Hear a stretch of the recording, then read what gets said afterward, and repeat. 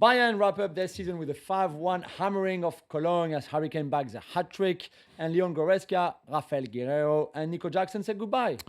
100. I think you were really kind to add Nico Jackson to this list. We still say goodbye. 122 league goals this season. The previous record was 101. Yeah. They did not beat the overall. Do you know what the record for goals is in a Big Five league?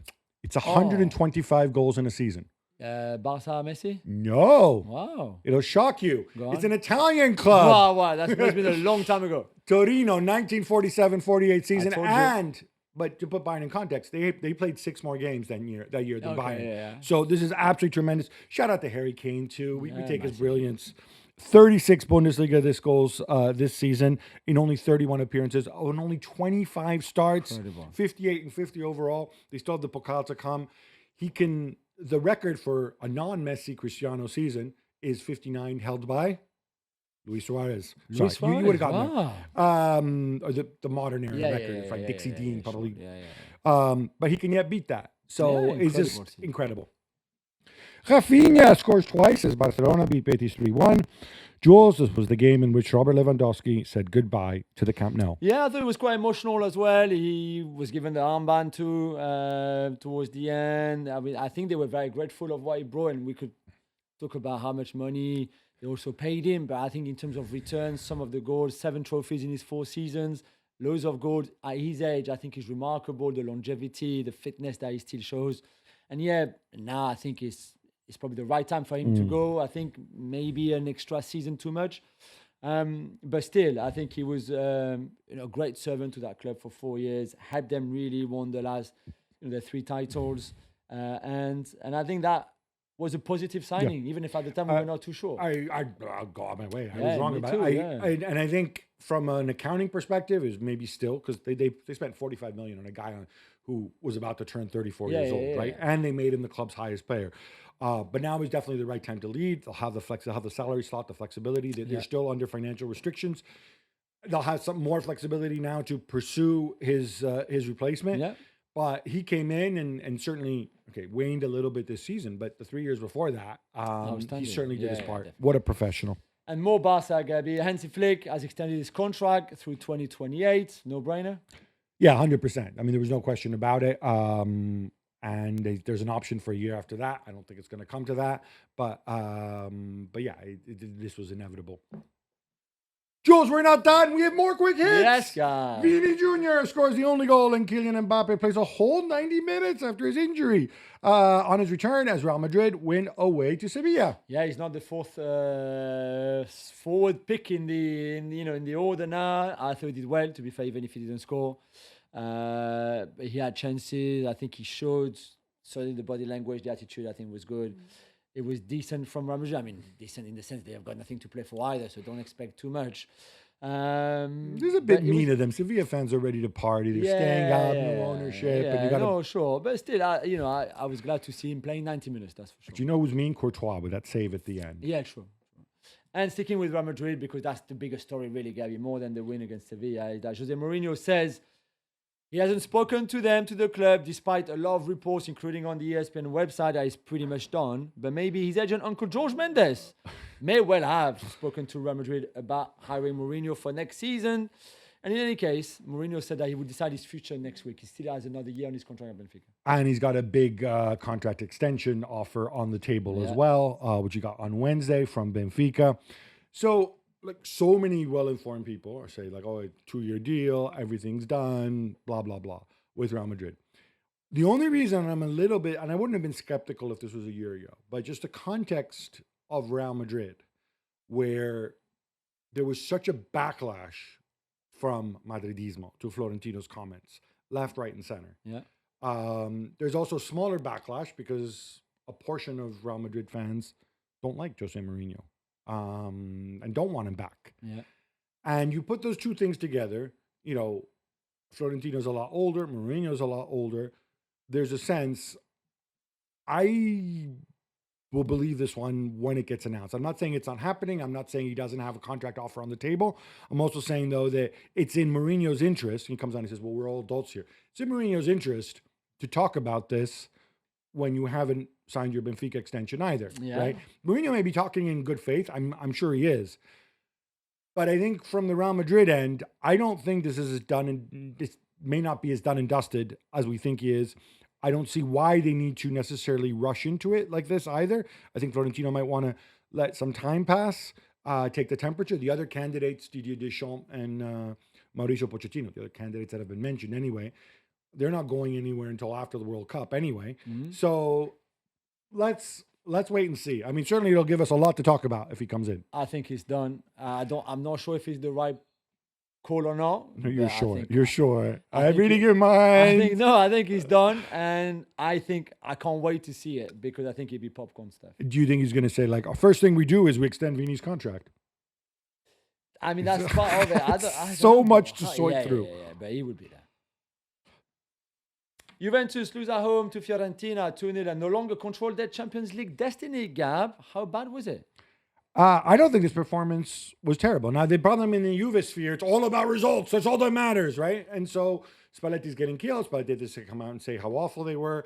They had 2 goals disallowed. They had nearly 2 XG. Di Gregorio made a massive mistake, I thought, on the opener from former Paris Saint-Germain star Sharon Dorr, who's actually Italian. Yeah. And then Rolando Mandragora scored an absolute worldie, one of the best goals I saw this weekend. This was the difference in the game. The bad news for them is that they don't control. They had the derby against Torino last day of the season. Even if they win, they have to hope that Milan and Roma don't win so that they can leapfrog them. tricky. And even then, their head-to-heads against Milan, I don't think is going to see them in. So it's a really tough situation. My message to Juve fans is you're on the right track with Spalletti. Mistakes were made. He inherited a team. They got the second most points in Serie A after Inter since Spalletti came in. It doesn't mean you need to panic. You need to rebuild. You're paying for the mistakes of the past. Yeah. And you might just have to rebuild with a smaller budget. That's it. Paris Saint-Germain may become the kings of Europe if they beat Arsenal in 12 days in the Champions League final. But Jules, they are not the kings of Paris. No. That honor belongs to Paris FC. And, by the way, Luca Coglioscio, Norwalk, Connecticut, born and bred. Luca Coglioscio, who plays for Italy, by the way, setting up the winner for the substitute Gori or whatever his name is. Gori, How about that? Come on, man. 2 wins in 3 games against PSG for Paris FC. Well done to them. I mean, a game where even Luciano Cadian said, like, I want to forget about this game as soon as there's nothing to be. Dembele coming off after 27 minutes. Precaution, they said, but still a bit of a calf injury. 12 days before the Champions League final is not good news either. It was terrible. Even the way they received their trophy for the league, for the league title before the game was shambolic. It was a really bad night. Because Paris for FC kids. wouldn't let them do it in the middle of the pitch. Yes, and not after the game. The idea would be after the game. but Stupid still. question. For those who don't know, they literally playing this game, a 4-minute walk Not across even the that, street not to even the that. Parc de France. You could not have had a full Paris FC stadium for the game starting at 9 p.m. French time, and then a party at the Parc des Princes, full attendance again at like midnight or something. Have it at 1 o'clock in the morning with the gendarmerie. Give the even Paris one. FC They asked fans time for to it, leave. but it was not ideal. Right. It was Okay. poor. All around, it was poor for PSG on Sunday night. Milan are on track for a Champions League spot after winning 2-1 away at Genoa. Gab, are you going to continue hating on Max Allegri then? For the way they played, yes. I mean, this was really bad. They had like 2 shots for an XG of 0.1 until they were gifted the penalty with Christopher Nkunku, somebody named Alexandro Amarim. There's nominative determinism for you. They put them on their way and they win 2-1. So yeah, he lives to fight another way his way. But is he the right guy going forward? I'm not sure. 2 Gianluca Mancini headers give Roma a 2-0 win in the derby against Lazio. Take them join third in the table. Gab, impressed with Gasperini? I am. I mean, he's conquered Rome quicker than I thought he would. I thought because coaching Roma specifically is so incredibly difficult because I've said this before. I think other than Real Madrid, I don't think there's another club that has as much scrutiny locally than Roma do and so much pressure. And I thought Gasperini, with his odd, let's say, personality, I thought he would struggle there, like he struggled when he was at Inter before. And I wasn't sure about the signings and whatever else. He took on all comers. He took on Claudio Ranieri, even, who's an institution at Roma. Roma fan, ex-Roma player, ex-Roma manager. He's got the trifecta. And he's really powered through the second half of the season. Daniel Malin, a big part of it. He's won over the ultras. He's won over public opinion. And I think the Friedkins are going to chuck money in there. My one warning is, Paulo Dybala, you do not need to extend his contract, bro. Let him go. Yeah. Let him go. Move on. Stuttgart nearly threw it away in Frankfurt as they let a 2-goal lead slip, but the 2-2 draw is still enough. In the end, they will be in the Champions League next season. Yeah, and I think it's a testament to Sebastian Hoeneß, the job he's done, losing pieces pretty much every year. Nick Woltemade, most recently. Before that, it was Guirassy, it was Valdemar Anton. Yeah. I have to say, though, this got really, really uncomfortable. Yeah, because tense. It was really good. After an hour, they're 2-0 up, away from home at Frankfurt. All right, everything's swimming. Hoffenheim were getting destroyed in Gladbach. Leverkusen were losing at home to Hamburg. Yeah. And then it all changes. Leverkusen equalize. They concede 2 stupid penalties. I mean, really stupid penalties. And then Frankfurt equalize. Then the second penalty, of course, was in injury time. And then all of a sudden, and stranger things have happened. You're like, my God, if we concede another goal and Leverkusen score, we're out. Yeah. That would have been that would have been almost Hearts type cruelty there. Didn't happen. Happy for Stuttgart. Antoine Griezmann doesn't score, but he delivers an assist for Ademola Lookman as Atletico Madrid beat Girona 1-0. And he says goodbye to the Metropolitano. Yeah, very emotional. His 500th game for Atletico. I don't know if he would play the last game of the season away from home, but the most important was this one. The whole family on the pitch, Koke talking, Griezmann talking, Simeone talking, Adelardo talking, all the club's legend really. A lot of tears, even El Cholo crying. Some really nice words being said. For a club legend, that's all we expected really. There was nothing surprising, but it was still beautiful, I thought. And for me, not just with the goals, and he's obviously the top goal scorer in the club's history, but this assist was his 100th in for Atletico as well, plus the 212 goals that he scored. That's 3-1-2 in 500 games. It's pretty special. And he said himself, I'm sorry there was no league title with me, and I could not bring you the Champions League either. Okay, you brought the money when you went to Barcelona. But he also said, I apologize, I got it wrong. But he said, your kindness will stay with me forever. I thought everything was so beautiful. I was almost crying on the television. I won't lie. So I had to wear the shirt today for Griezmann, the greatest for me, greatest ever Atletico Madrid player. It's funny, though. I was half joking about that. If you consider, though, that when he went to Barcelona, Atleti got so much money back for him, and they won the title, and then he came back and he contributed again. He says it was a mistake. Maybe it's a mistake that worked out really well. That's true. Serie A champions Inter give up a late goal to Verona and have to settle for a 1-1 draw. But Gab, it was all about the party and the post-match trolling. Yes, absolutely. They went. This is where they really had their big party in the Piazza del Duomo under the watchful eye of the golden Madonnina that keeps all us Milanese safe, even the red and black side of Milan. There was trolling. There's a lot of trolling between Inter and Milan, from Lautaro leading some not so elegant chants to Beppe Marotta, the club CEO, saying, I want to get ahead of this one. Speaking of Milan, maybe one day they can emulate us and win something, which Milan did win the title 4 years ago with the youngest squad in the league. Exactly. Take it easy there, Beppe. Marseille beat Rennes 3-1 in a de facto Europa League playoff, Jules. That also denies Frank Hayes' crew a spot in the Champions League. Yeah. Not many shots on goal in this one, huh? No, it was pretty spectacular if you go to watch a little bit of it, all of it. 27 each. So that's 54 shots in this game. The most, I think, Opta have recorded since they've recorded stats like that, 40 years ago, whatever it is. Incredible. For Marseille, I think they give you regret because if they'd played more like that, they would have finished higher and in the Champions League position, but at least it's Europa League. It's a bit better. For Rennes, I'm a bit disappointed. Terrible start of the game, and after that, it was too hard for them to come back at the Velodrome. But Esteban Le Paul scored his 21st goal of the season, so he's top goal scorer, and really good for him. Great story, this. And in a way, Lyon thanked Marseille, their arch rivals, obviously, because Marseille beating Rennes means that Rennes didn't overtake Lyon, who lost to Lens at home, and Lille thank Lens, the arch rivals and super enemy, because Lens did them a favor by beating Lyon while Lille were losing to Auxerre. So it was all kicking off basically in Ligue 1 on Sunday night. But if this game had ended in a draw, Rennes would have passed Lyon, right? Yeah.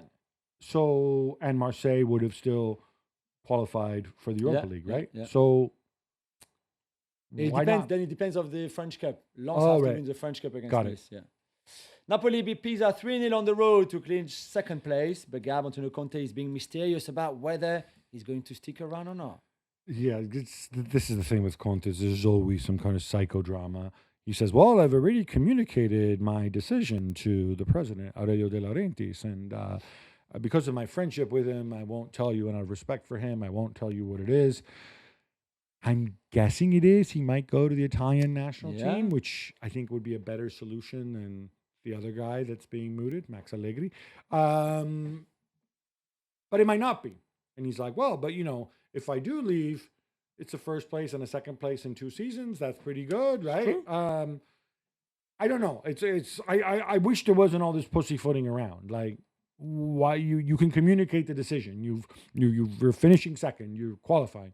Why can't we be grown-ups about this? I mean, I'm guessing they're waiting for the Italian FA elections on June 22nd. Maybe that's the other hurdle. Conte wants to know where he's going to go if he does move on. Personally, I hope he stays. Olympique Lyonnais collapsed at home to Lens, as we just heard. 4-0, Jules. They still qualify for the Champions League, but for the time being, anyway. Yeah, they'll have to go through the qualifiers. And as we know, historically, French clubs don't do well in the qualifiers because they usually fall against quite a top club or one of the champions on the champions side of the draw, basically. So it might be difficult for them. They need, ideally, the Champions League more than anything else for the huge losses that they've had under our friend John Textor. And by the way, how beautiful was it that Pierre Sage, who was sacked by John Textor from Lyon, doing such an amazing job at the time, remember, now on the bench at Lens, humiliating his former club with a B team, pretty much a mixed team, certainly, was very special, I think, to him as well. We say for the time being anyway as well, because... Oh, yeah, they might be banned by UEFA They're too. also under UEFA settlement, that loss of 186 million euros, weighing very heavily. I don't know how they wangle their way out of that one. At some point, you need to start enforcing these rules. Unless they sell the club, which is the other, which I think is going to happen, but I don't know if it's... My understanding is that they're trying to restructure the debt right now. But yeah, that's a big ask. Como without Nico Paz beat Parma 1-0 and stay within 2 points of the Champions League positions with 90 minutes left to play in the league. Gab, can they do it? Yeah, it's out of their hands, but they'll be right there. It was 1-0, by the way. They hit the woodwork a couple times. They still played really well. You know what? He's talking to somebody there who said, oh, well, we'll probably lose Nico Paz, but how about that Baturina? He's really, really living up to the hype that he had, 3-4 years ago.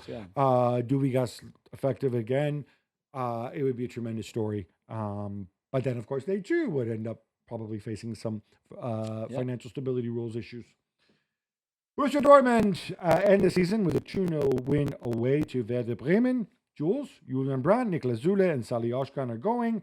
Rami Ben Sebaini, Karim Adeyemi, Emre Can, maybe even Serhou Guirassy. All these guys could go too. They had 2 Italian 18-year-olds starting for them, which is something I would never, ever thought I would say.